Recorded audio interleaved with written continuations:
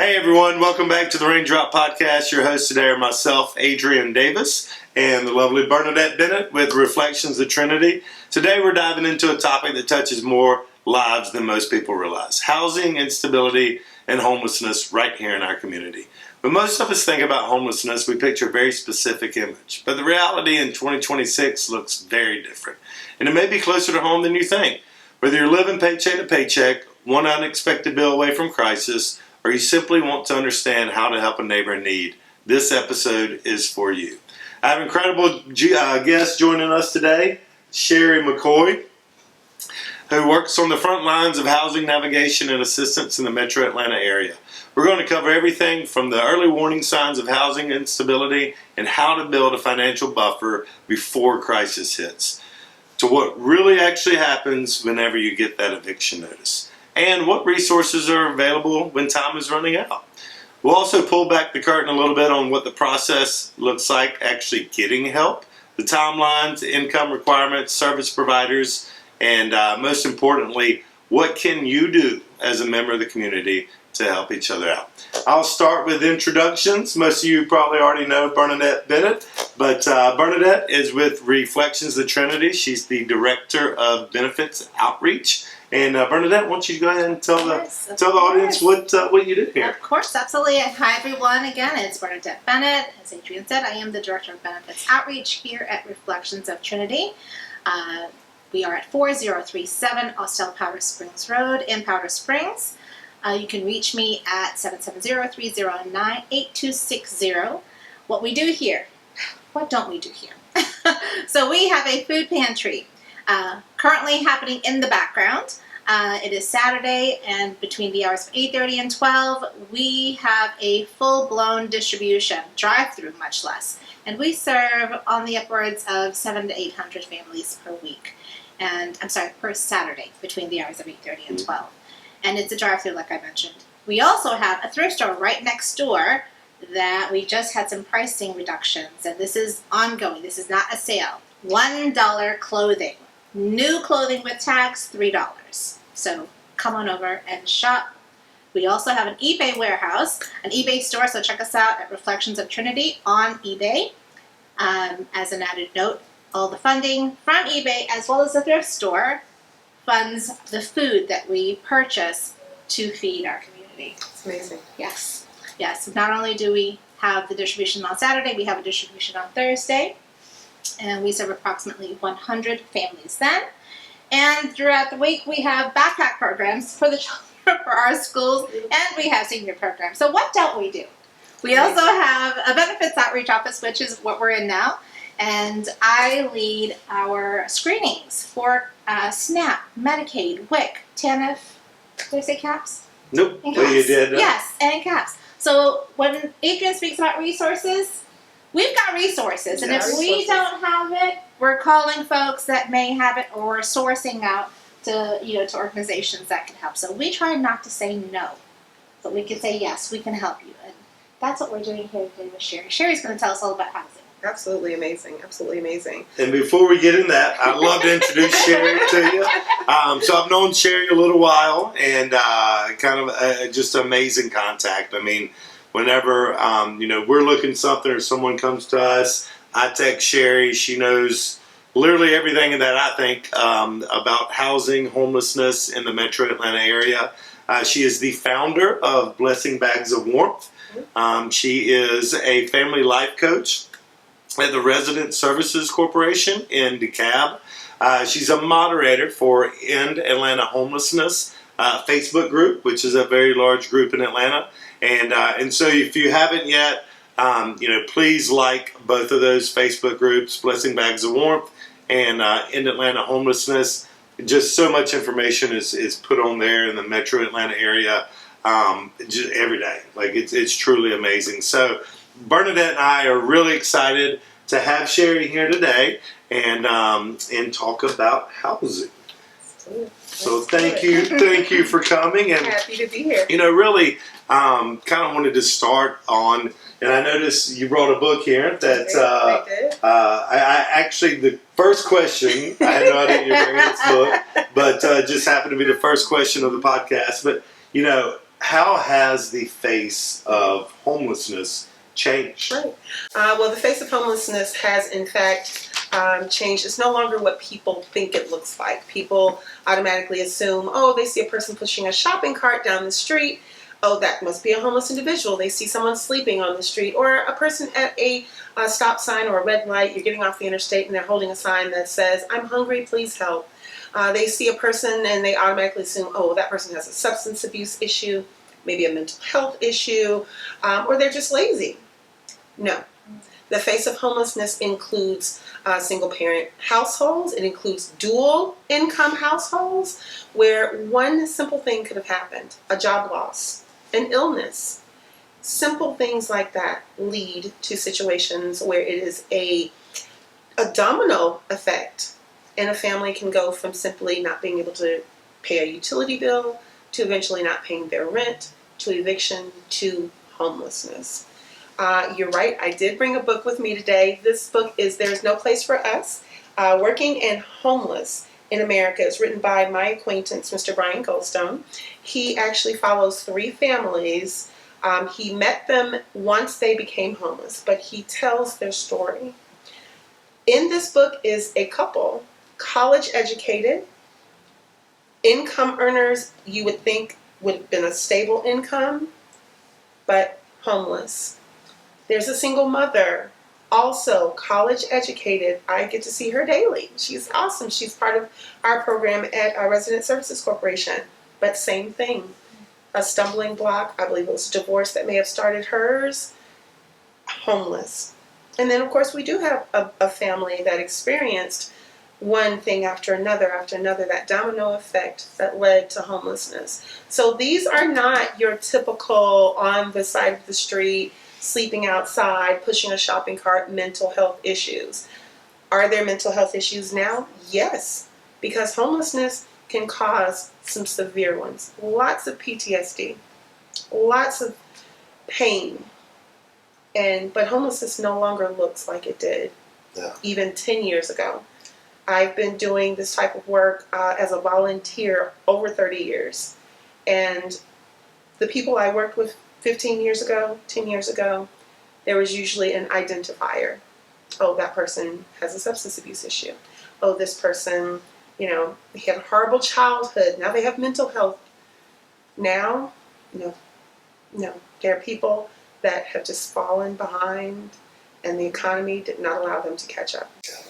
Absolutely. And, the next question, honestly, as we've talked, even in, our pre-planning sessions or just talking in the past, I really think is the most important aspect of kind of this whole conversation.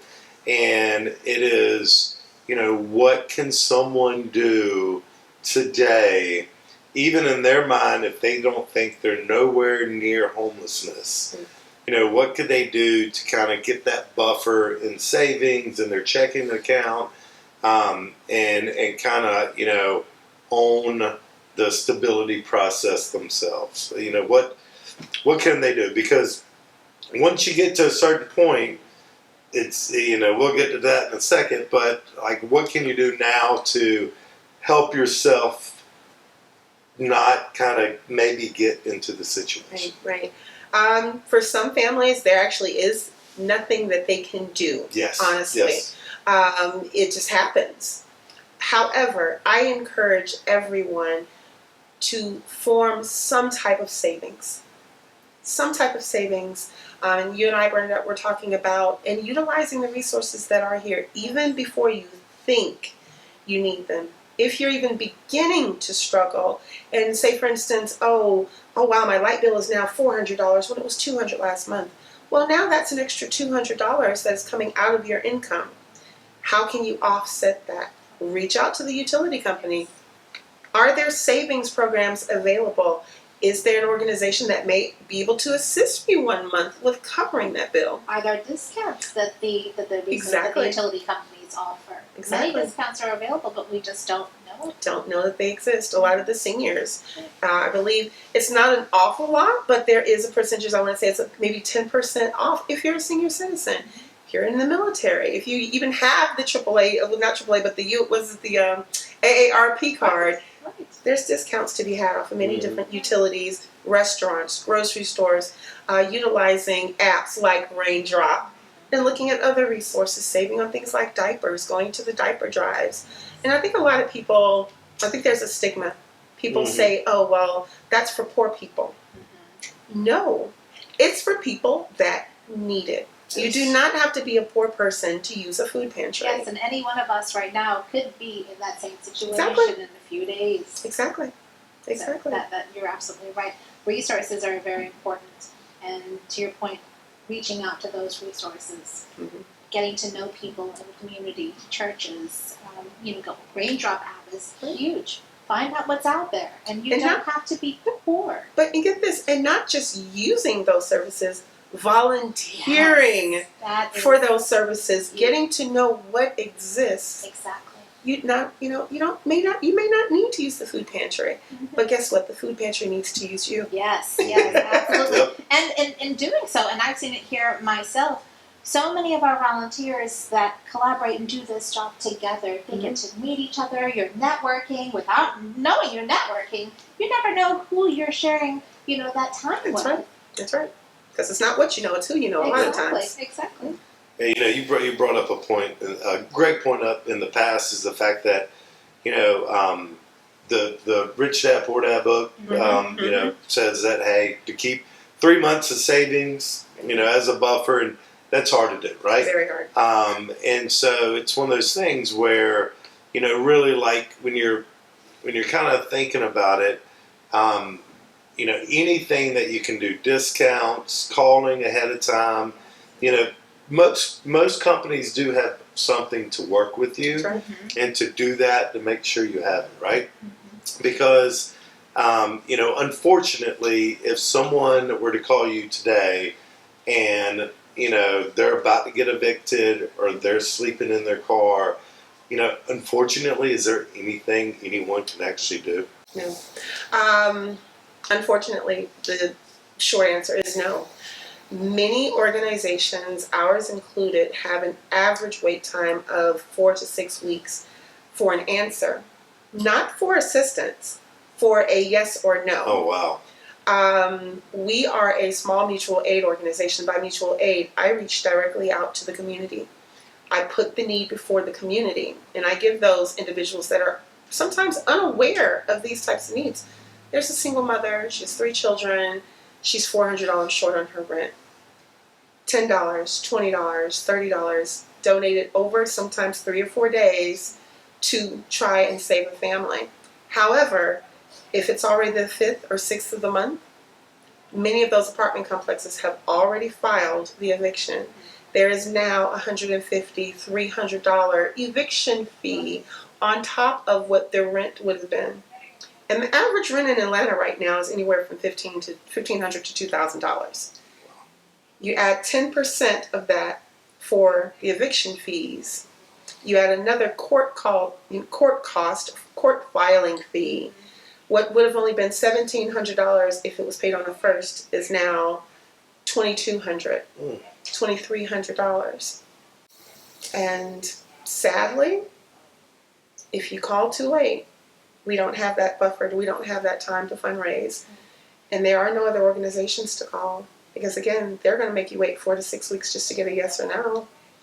So that's why, I kind of, that last question I said is the most important in being able to create that buffer. Right. Because you're just, a car wreck away, or divorce away, or an injury away, or just, a leaky roof away. Yeah. You're very close. And the number one thing is trying your best to utilize resources all around Metro Atlanta to create that buffer that you have.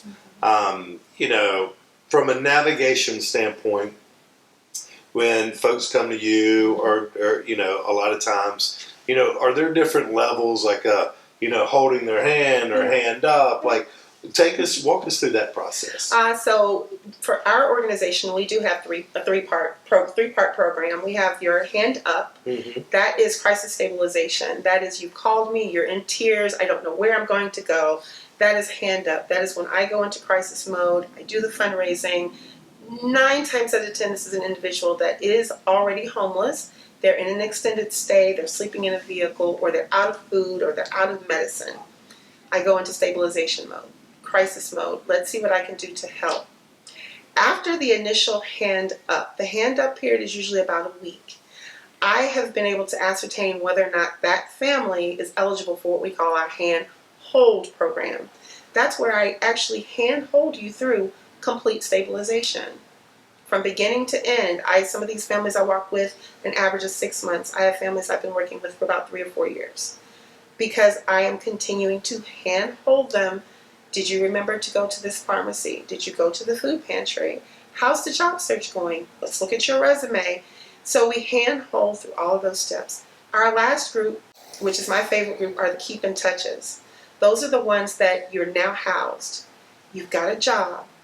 You're not completely stable because, once again, any little thing, I want to say the original report, which was maybe 10 years ago, said the average unhoused family becomes homeless again 40%.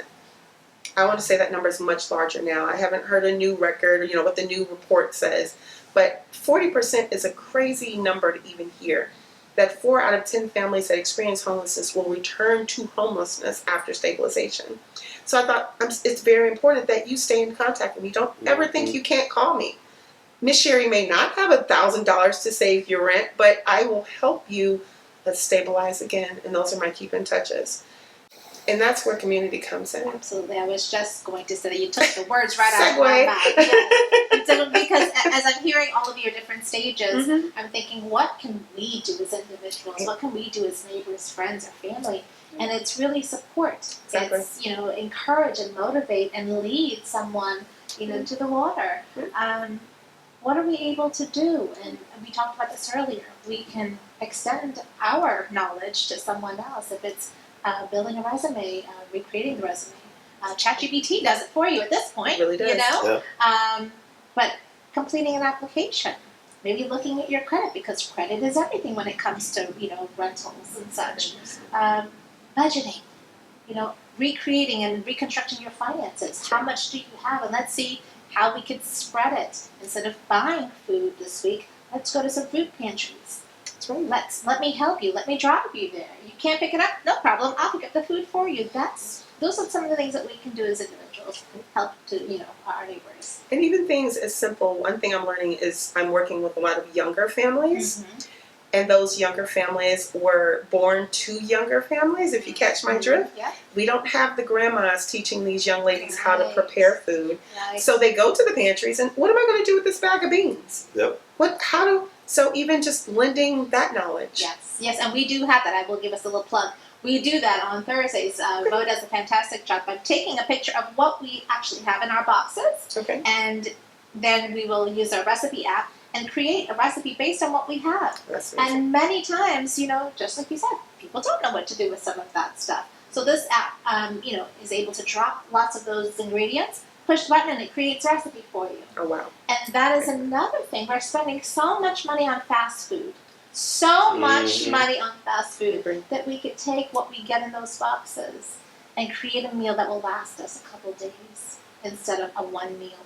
Exactly. And we've got to learn. It's a mind shift. It is. For us. We've got to help each other understand that there are options.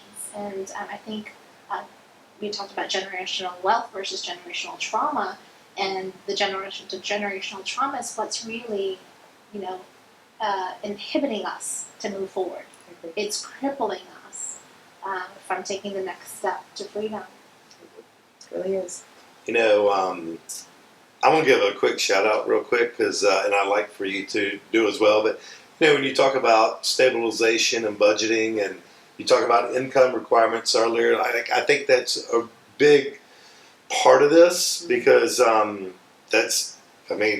can't get past that, No. especially when you have, apartments that require this, and I'm about to get into this, but I would like to say, from a budgeting standpoint, Frontline Housing and AmeriGroup does a financial resource sessions, and we send it out on the app on Raindrop. But it's fantastic. You attend a couple sessions, learn how to rebuild your credit, learn about savings, and they will, if you finish the course, give you somewhere along $700 at the end, which is phenomenal. And you've got other providers that do the same. Goodwill does. They have a new program called the Good Sense program. I want to say this cohort closed on yesterday, but they're going to be doing it quarterly. And theirs is a little bit simpler. It's an online budgeting course, but it's one-on-one where you're able to ask questions. They do have some in person, but if you prove that you've saved $200 over a 3-month period, they give you $150. Oh, wonderful. That is accountability. That's accountability. That is accountability. Yeah. And I think a lot of people miss the boat on accountability. Yes. We've got to look at our interior and find out what are we Yep. doing wrong and what can we do better. And it's accepting the help that we're giving. And Exactly. what are we going to do with that help that we're giving? Absolutely. Instead of just staying where we are. Right. Absolutely. You know, unfortunately, there is always sticker shock. Amazing. And you know, when you reach out to for us, housing's like the hardest thing, just because so many different folks are out there with different parameters, different requirements, what they will do, what they won't do.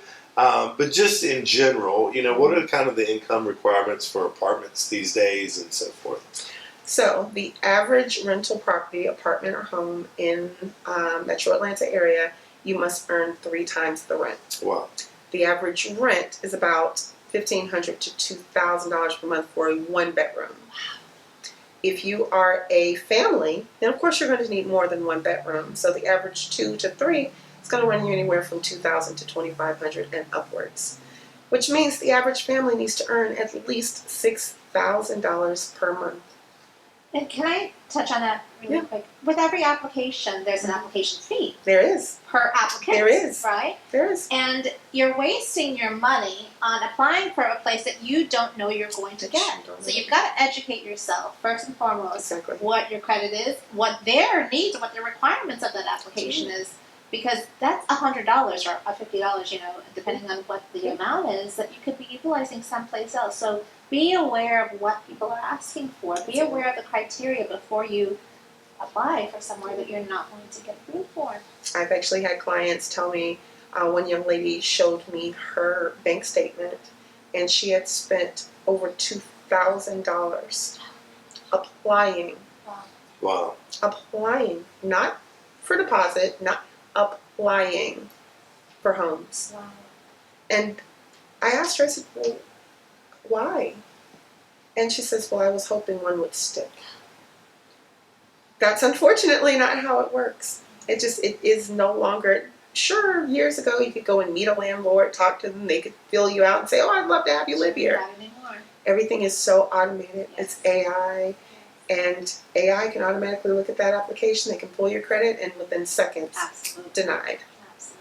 Yeah. Yes. It's again, I keep going back to this, but it's so important. We have to put ourselves in front of people that know what's happening. If we don't know, ask someone. Right. Ask someone so we can get the help that we need. That's right. You know, you hit on it earlier as far as community, right? You know, and we're literally sitting inside Reflections of Trinity, but looking out, and they've got a massive distribution going on right now with 50-pound food boxes getting put in trunks and so forth.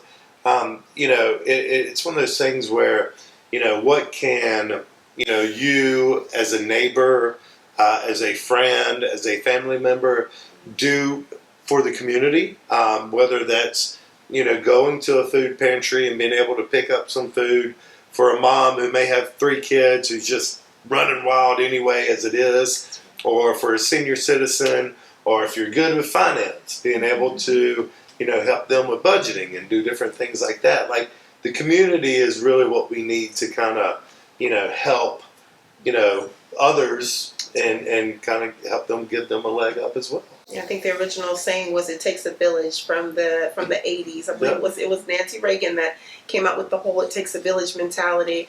That is so true. Even more so, people need to realize that your neighbors are part of your village. You know, it starts with family, of course. If you have a family member that may need help, yes, check on your family member, but also check on your neighbors. Yes. I think you mentioned earlier someone calling to ask you, Miss Sherry, what can you do to help? And you saying, What can you do? She called and she mentioned that her neighbor was in need of some things, and I asked her, well, can you possibly help me?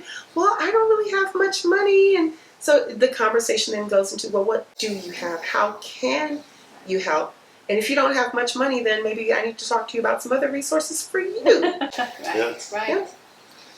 Fantastic. I mean, it's a hard road for a lot of folks, right? Yes, And it's one of those things where preparing, and trying to prevent, that day, unfortunately, that may come any way you can, is really kind of the number one takeaway. Exactly. Because once you have to make those calls, things that you could maybe do before you're, on your own, the help is just not there. Right. I think many people that may be watching or may even say, well, the three of you don't know what I'm going through. The three of you have True. no idea. Yeah. You have no idea what I've been through and why I'm here. And you're probably absolutely right. Mm-hmm. But all it takes is a phone call. That's all it takes. Call us, tell us what you need, and maybe we can help you, in a direction that may be able to help. And I can say, on a personal note, I may not know exactly what they've been through, but I've been homeless 3 times myself. I was homeless as a child, as a teenager, and then when my husband passed away in 2010, I was homeless. So I may know more than you think I know about your situation. So make that phone call. Pick up the phone. You never know what another person has walked through. That's right. That's right. Well, thank you. Thank you so much for joining us today. I mean, this is, I would say fantastic, which it has been, but it's also just one of those. So informative. It's so informative. Yeah, it's one of those things where we've got to hopefully just folks get resources before the fact, Yes. even when you don't think you need them. Yes. And get that buffer going, and just because help is so far away in this world. Yeah, if you can't do anything else, like No. you said, volunteer. Volunteer. Volunteer. Yep. So thank you so much for joining Thank you so much us. for having me. This has been fantastic, and I would highly recommend everyone to go onto Facebook in Atlanta, End Atlanta Homelessness. Also, Blessing Bags of Warmth.